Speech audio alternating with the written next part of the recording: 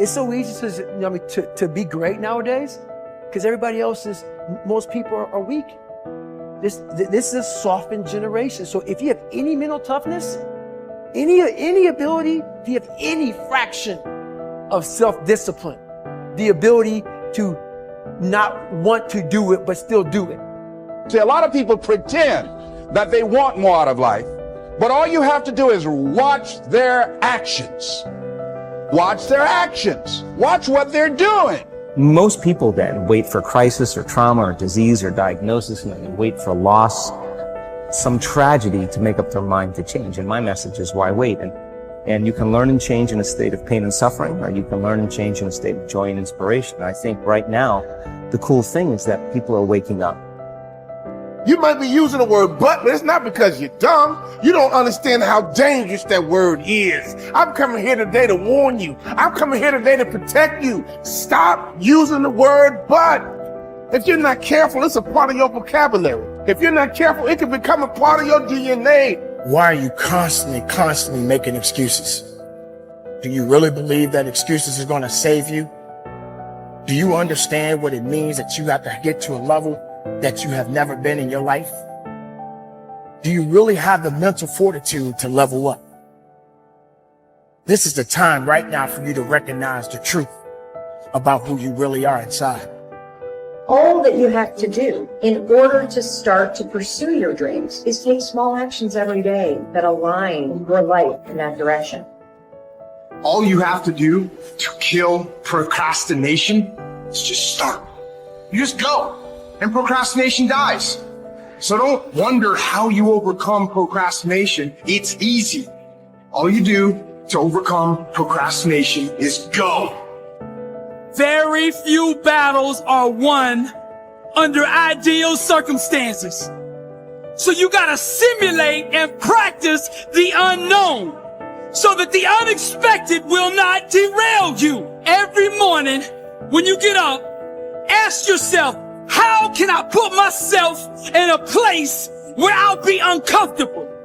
See, you have to master the unknown. You gotta master your fears. You gotta master the unexpected, so when it happens, you are prepared. This is the time to recognize your potential, your truth. Everything about you is beautiful. Recognize your purpose in this world. We are all responsible. We are all made to do great things.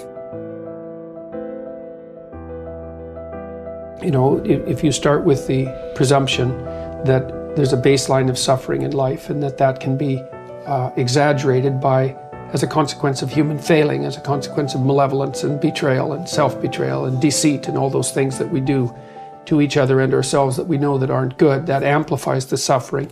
That's sort of the baseline against which you have to work. And it's contemplation of that often that makes people hopeless and depressed and anxious and overwhelmed and all of that, and they have the reasons. But you need something to put up against that.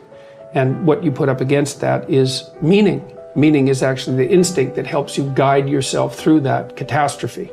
And most of that meaning is to be found in the adoption of responsibility. So if you think, for example, if you think about the people that you admire, well, you think about when you have a clear conscience first, because that's a good thing to aim at, which is something different than happiness, right? A clear conscience is different than happiness. Yeah, it's better. Yeah. That's you're not better. Like guilting yourself. You're not feeling bad about yourself. That's right. You feel that you've justified your existence, right? And so you're not waking up at 3 a.m. in a cold sweat thinking about all the terrible things that you've involved yourself in. What you said to someone that you shouldn't have said, or how you acted, or lied. What opportunity you lost, or the things that you've let go that you should have capitalized on, and all of that. And so if you think about the times when you're at peace with yourself with regards to how you're conducting yourself in the world, it's almost always conditions under which you've adopted responsibility, right? At least the most guilt I think that you can experience perhaps is the sure knowledge that you're not even taking care of yourself, so that you're leaving that responsibility to other people, because that's pretty pathetic. And unless you're psychopathic. and and you're living a parasitical life, and that characterizes a very small minority of people, and an even smaller minority think that's justifiable. But most of the time you're in guilt and shame because not only are you not taking care of yourself, let's say, so someone else has to, but you're not living up to your full potential. And so there's an existential weight that goes along with that. If you don't learn how to effectively, not destructively, because that's where most people go, they get into an endless loop of self-punishment, which is totally ineffective. But if you don't learn to punish yourself, you will never get where you want to go. Now, that needs to pale in comparison to the amount of time that you reward yourself, and you need to earn that reward. If you're just lavishing yourself with emotional praise and you haven't done anything, then I think that will cheapen it, will ultimately mean nothing. And quite frankly, I don't think you can really bamboozle yourself. I don't think if you try to praise yourself for stupid shit, I think some part of you knows you haven't done anything to deserve that praise. But when you set a bar and you meet that or exceed that, to then tell yourself, hey, you did it. You said you were going to do it. You did it. And that is worthy of praise. And getting good at praising yourself is incredibly important. And I think that most people have a very hard time doing both. Most people don't know how to effectively praise themselves. They don't know how to get themselves, first of all, to do things that are praiseworthy. And then when they do, they don't take the time to emotionally reward themselves, meaning you actually have to feel it. It can't just be intellectual. You've got to actually feel that. And the same with punishment. If you say you're going to do something, even if nobody's watching, and you don't do it, then you need to emotionally punish yourself. None of you will ever know whether I actually get out of bed in 10 minutes or less or not. But I say I do all the time. But every time I miss it, even if I miss it by seconds, I just gave myself the chills. Even if I miss it by seconds, I will punish myself for that. Because I said I was going to do it and I didn't do it. So the fact that nobody's watching is utterly irrelevant to me. It has everything to do with myself. Now, the reason that this is important, the reason that I think that people need to do this is because that's how you shape your behavior. So, like water, over time can create the Grand Canyon, or you can take a polishing rock and shape stones. You can shape your personality. You can certainly shape your identity and shape your behaviors if you learn how to reward and punish yourself. I know a lot of people don't want to hear that. That is the truth of the human condition. The great paradox there is an interesting and important paradox in life that you need to be aware of. It is that if you are an intelligent person, you do everything possible to organize your life in such a way that you minimize and avoid adversity and disappointment. This is a sensible and rational thing to do. All intelligent people, following the path of least resistance to achieve their goals, do everything possible to minimize the number of difficulties and obstacles that they will face in their day. Today activities, disappointment is inevitable, yet in spite of our best efforts, disappointments and adversity are normal and natural, unavoidable parts of life. Benjamin Franklin said that the only things that are inevitable are death and taxes, but every bit of experience shows that disappointment is also inevitable.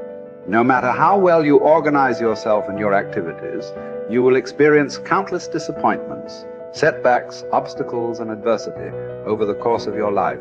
And the higher and more challenging the goals that you set for yourself, the more disappointment and adversity you will experience. This is the paradox. It is impossible for us to evolve and grow and develop to our full potentials except to the degree to which we face adversity and learn from it. All of the great lessons of life come as the result of setbacks and temporary defeats, which we have done our utmost to avoid. Adversity, therefore, comes unbidden, in spite of our best efforts. And yet, without it, we cannot grow into the kind of people who are capable of scaling the heights and achieving great goals. Adversity is what tests us throughout history. Great thinkers have reflected on this paradox and have concluded that adversity is the test that you must pass on the path to accomplishing anything worthwhile. Herodotus, the Greek philosopher, said, "Adversity has the effect of drawing out strength and qualities of a man that would have lain dormant in its absence." The very best qualities of strength, courage, character, and persistence are brought out in you when you face your greatest challenges and you respond to them positively and constructively. Everyone faces difficulties every step of the way. The difference between the high achiever and the low achiever is simply that the high achiever utilizes adversity and struggles for growth, while the low achiever allows difficulties and adversity to overwhelm him or her and leave him or her discouraged and dejected. Bounce Back from Disappointment, the work by Abraham Zeleznik at Harvard, proved that the way you respond to disappointment is usually an accurate predictor of how likely you are to achieve great success. If you respond to disappointment by learning the very most from it, and then by putting it behind you and pressing forward, you are very likely to accomplish great things in the course of your life.